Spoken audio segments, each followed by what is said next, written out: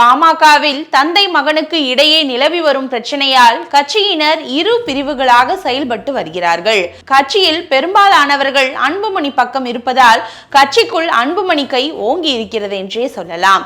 இதை சாதகமாக பயன்படுத்திக் கொண்டு முன்கூட்டியே அதிமுக கூட்டணியில் அன்புமணி இடம் பிடித்துவிட்டார். இதனால் அந்த கூட்டணியில் ராமதாஸால் இணைய முடியாமல் போனது. இதை அடுத்த வாய்ப்பாக திமுக கூட்டணியில் இணைய ராமதாஸ் தீவிர முயற்சி மேற்கொண்டதாக கூறப்படுகிறது. ஆனால் அங்கே திருமாவளவன் முட்டுக்கட்டையாக இருப்பதால் அந்த வாய்ப்பும் ராமதாஸுக்கு கை நழுவி போனது. இந்த நிலையில் கூட்டணி தொடர்பாக கட்சி நிர்வாகிகள், நண்பர்கள், குடும்ப உறுப்பினர்களிடம் ராமதாஸ் தீவிர ஆலோசனை நடத்தினார். அப்போது தவேக தலைவர் விஜய்க்கு இளைஞர்களின் ஆதரவு அதிகமாக உள்ளது. குறிப்பாக விஜய்க்கு பெண்கள் மத்தியில் பெரும் வரவேற்பு இருக்கிறது.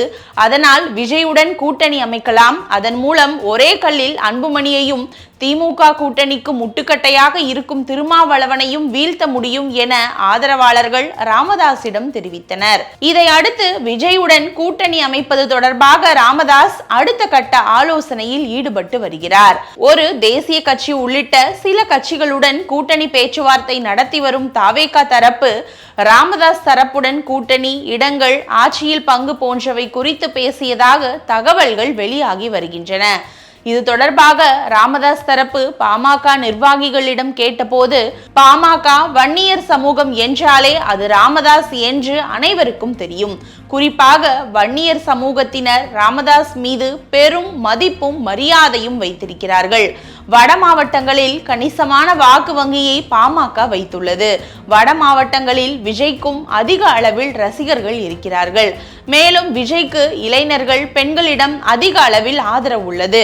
ராமதாஸின் அனுபவமும் விஜயின் நட்சத்திர அந்தஸ்தும் ஒன்றாக சேரும் போது மக்களின் ஆதரவும் தேர்தலில் வெற்றி வாய்ப்பும் பன்மடங்கு அதிகரிக்கும்.